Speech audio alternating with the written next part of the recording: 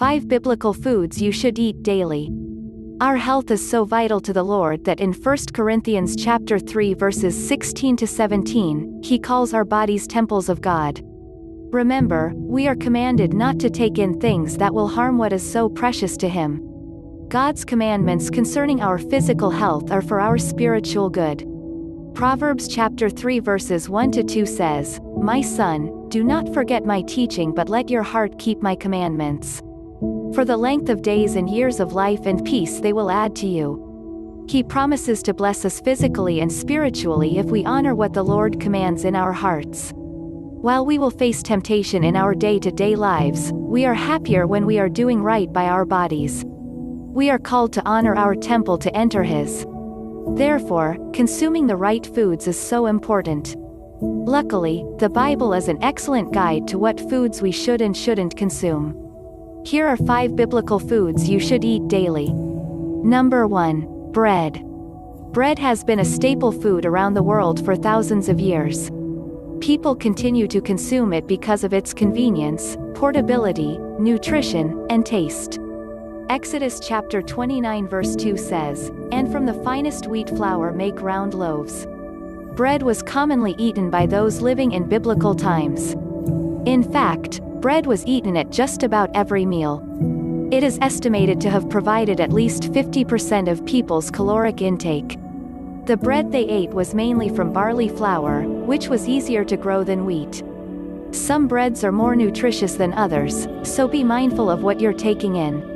Bread made with sprouted grains is a good option. When grain is sprouted, it's easier to digest. Ezekiel bread, which is referenced in the Bible, is a type of high fiber made with only sprouted grains and no flour. This is also another healthy option. Number 2. Fish. Around the Sea of Galilee and the Jordan River, small-scale fishing was part of the agrarian economy. We see evidence of this in the story of Jesus' disciples. Some of them had been fishermen in the Sea of Galilee when they met Jesus.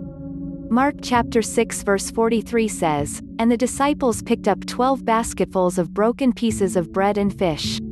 During biblical times, a variety of fish from both fresh and saltwater was available. Fish, particularly fatty fish, can have really positive health benefits. Fish like salmon, trout, and sardines are rich sources of omega-3s. These are a significant building block of the brain, and good health. Omega-3s also play a role in sharpening your memory and improving mood. Your mind also uses omega-3s to nerve cells, which are essential for learning. Number 3. Fruits. Fruit is an integral part of a healthy diet. It was also an essential source of nutrition for the Israelites, particularly olives, grapes, and figs.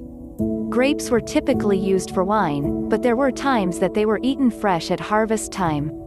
They were also dried as raisins for storage.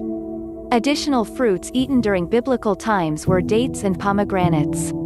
Dried fruits are an efficient source of energy, so they were taken as provisions for journeys.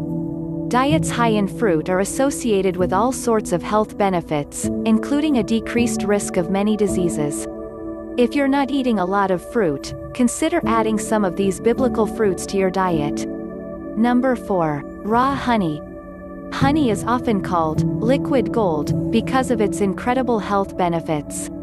Raw, unprocessed honey, which is what they would have been eating in biblical times, is loaded with enzymes and potent antioxidants. Raw honey also contains bee pollen, which points to its ability to help with natural allergy.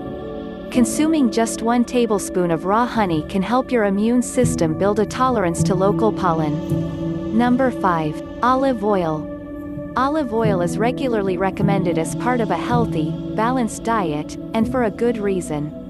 Olive oil is made from the fruit of the olive.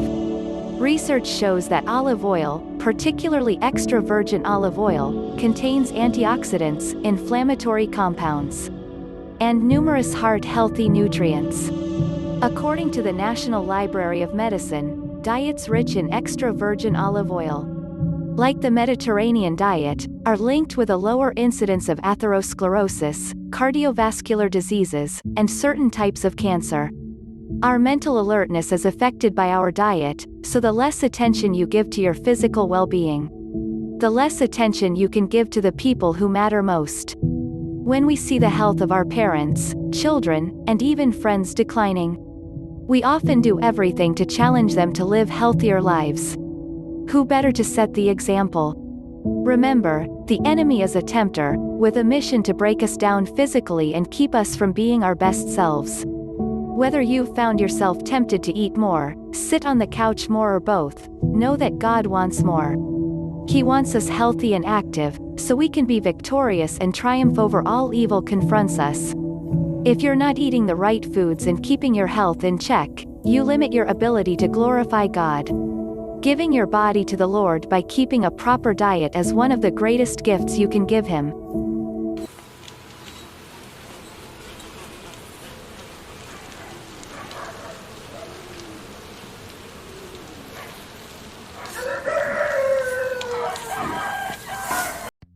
Hi friends.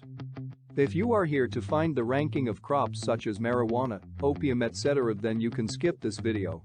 This is the list of top 10 legal and most profitable crops for small farms to grow. Small farms are often diverse enterprises run by small teams of people, so it's important what you grow is well suited to your space, market and time input. Deciding which crops are right for your situation will depend on many different factors besides the obvious ones of such as climate and soil. Here we made this list of crops by considering its price per kilogram, its growing cycle, yield per square meter, labor intensivity and annual income per acre. On number 10, here comes wasabi. Real wasabi costs about $50 for a 100-gram stem. At wholesale prices, wasabi still sells for about $160 per kilogram. Real fresh wasabi is only at its best for about 15 minutes after the plant has been ground up into a paste. After that, it starts to lose flavor. So if you've ever had anything labeled wasabi that wasn't ground up right in front of you, it likely wasn't the real thing. Real wasabi isn't actually a root, but a swollen stem. Two ingredients in the plant combine to give it a signature spicy flavor, but the compound isn't very stable and breaks down quickly. The leaves and leaf stems are also edible. Wasabi is hard to grow since it prefers freshwater streams. It's hard to grow in large quantities in a greenhouse because it's susceptible to disease. In fact, it's considered one of the hardest crops in the world to grow. It follows that with that reputation comes a high price tag. On number 9, it's flowers. You may have heard about Dutch tulip mania in 1637, where a single tulip bulb was worth more than what the average person earned in a year. While growing flowers today isn't anywhere near that profitable, it can still be a great high-value specialty crop for your small farm. Within the main category of flowers, the options for what you can grow are almost limitless. You can grow a wide range of bulbs, cut flowers, dried flowers, and more. Growing flowers outdoors, you should be able to gross about $50,000 per acre, even when selling in bulk to wholesalers. On number 8, here comes bonsai plants. A bonsai is an ornamental shrub or tree that's grown in a pot. It has its roots restricted to artificially prevent it from reaching its normal size. Bonsai plants can range in price from $20 for younger ones to $5,000 plus or more for top specimens. Growing bonsai doesn't require much space since the plants are so compact. It only takes a few $100s worth of soil and seeds to get started. You can grow bonsai from regular seeds. The real value comes from having the skills and knowledge to transform regular seedlings into beautiful bonsai plants. Number 7, here comes bamboo. Bamboo is one of the fastest growing woody plants in the world. You might think of bamboo as a tropical plant, but there are actually several cold hardy varieties capable of surviving winters where the temperature drops below zero. Bamboo is a versatile landscaping plant that can be sold as stand-alone decorative plants or used to create hedges or screens. Homeowners and landscapers are willing to pay as much as $150 for a potted bamboo plant. By growing in 5-gallon pots in a 40-foot by 30-foot space, you can grow over 600 bamboo plants at a time. Goji berries on number 6. Goji berries are very nutritious, packed full of antioxidants, and may even have anti-aging and anti-cancer benefits. That makes them widely considered a superfood. Most goji berries are grown in China, but the plant is also well adapted to grow in a North American climate. Organic dried goji berries sell for $40 or more per kilogram, and fresh berries demand significantly higher prices, especially when sold at farmers' markets. You can grow up to 3,000 kilograms of goji berries per acre, which makes it the most valuable crop you can farm when it comes to berries. Goji berry plants are deciduous and slightly thorny woody shrubs. They grow to 3 to 6 feet tall when pruned and cultivated, although in the wild they can grow to 12 feet tall. Goji berry plants are best started inside a greenhouse for the first 6 weeks of their development, but then they can be transplanted outdoors. They can withstand both cold winters and cold summers. Here comes lavender on number 5. Lavender is an extremely versatile crop. Its flowers can be sold fresh or dried to florists. The dried flowers can also be made into floral arrangements or wreaths, or sold directly to crafters or craft supply shops. Of course, it's also used to make lavender oil. It's a common ingredient in aromatherapy products, skin care products like soaps and lotions, and even used in herbal pillows and sachets. I've also had the pleasure of trying a lavender ice cream before, which had a wonderful floral flavor to it. 1 acre of lavender plants can produce about 12,000 bouquets each year, which will sell for $10 or more each. For an example of what's possible with lavender, check out Purple Haze Lavender Farm. They gross more than $1 million per year from their various lavender products, which are grown on just 8 acres of land. Ginseng is on number 4. Ginseng is a crop grown for its slow-growing medicinal root. There is no conclusive evidence to prove the health benefits of ginseng, but in preliminary clinical studies it has been shown to have some positive effects on memory, menopause symptoms, and fatigue. When it comes to growing plants for profit, ginseng is more of a long-term investment. It takes 6 years after planting before you'll be able to harvest mature ginseng roots. Over a 6-year period, ginseng growers can earn as much as $200,000 per acre when roots, rootlets, and seeds are all taken into consideration. Growing ginseng on a large scale is an intensive process with high risk and requires use of polypropylene shade cloth.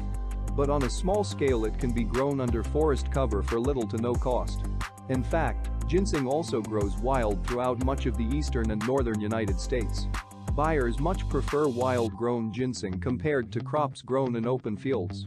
It's believed that wild ginseng is much more medicinally potent. On number 3, it's saffron. Many of you thought that saffron will be on the first position of this list. It come to third position because of low yield per square meter. Saffron is made out of the stigmas from the crocus plant. It takes approximately 150,000 flowers to produce 1 kilogram of dried saffron, which costs $4,000. But to grow that many crocus flowers takes half acre of land, so you get some idea of how lucrative this crop could be to grow. Saffron grows best in California and other dry regions with mild winters. Planting them in polytunnels or greenhouses can make them a viable crop in other regions though. The hard part of growing saffron is the harvesting process, which is ridiculously labor-intensive. You need to delicately pick the flowers as they bloom, and then pull out the 3 blossoms per flower. The labor cost is the main reason why saffron is typically grown in Iran and other countries with lower wages instead of in North America, despite the crop's high selling price. Microgreens on number 2. Microgreens gain this position because it only takes 2 or 3 weeks from seed to harvest and can often sell for more than $20 per kilogram. Using shelving, it's possible to produce $10,000 worth of microgreens per month in just an average basement or spare bedroom's worth of space. Microgreens are most commonly grown in 10-inch by 20-inch trays filled with soil, but they can also be grown hydroponically.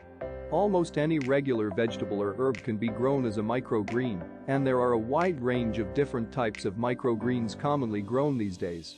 Taking both their high yield per square foot and high selling price, microgreens are some of the most profitable vegetables to grow. Mushrooms is the first. When you think of small-scale farm ideas, mushrooms probably aren't one of the first things that come to your mind as the best cash crops you can grow. But growing mushrooms can be surprisingly profitable. Especially oyster mushrooms, which can be grown in as little as just 5 weeks and sell for $20 to $30 per kilogram. Mushrooms are an excellent crop for urban farmers or anyone who doesn't have much extra space to work with. They are most often grown indoors and produce an extremely high return per square foot. Oyster mushrooms can produce up to 40 kg per square foot. And best of all, they can be grown vertically in large hanging bags to maximize the space that you've got available. Mushrooms don't last long after picked and are difficult to ship across the country, so local growers have an advantage over larger commercial operations.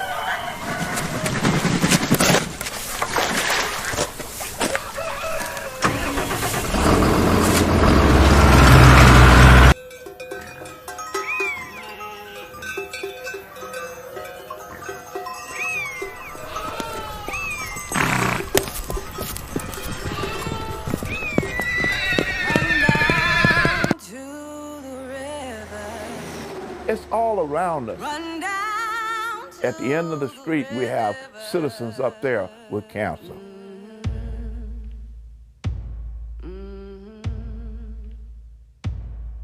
It shouldn't be that we have door-to-door cancer like we have. Door-to-door cancer.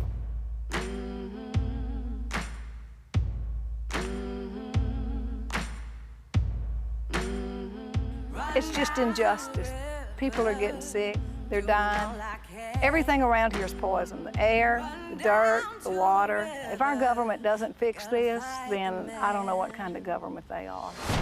Koch Industries is the second largest privately held company in the United States. Koch Industries now brings in about $115 billion in a year. Some of us say we might be afraid of Georgia Pacific. What can they do? What they're already doing to us? There's horrible smells where I live. The dump trucks pour out a lot of bad stuff for our bodies. I have been witness to Georgia Pacific spending over $4 million just to hide the process. How many of our children and family members have to die in order to keep one job? You literally have the same person putting a paycheck in your pocket that's taking that money back out in the form of pain and suffering. And we're trapped in a situation because of the GP plan. We need the Koch brothers to stand up and be responsible to the people here in CrossFit, Arkansas. We don't want no handout. We want this area clean.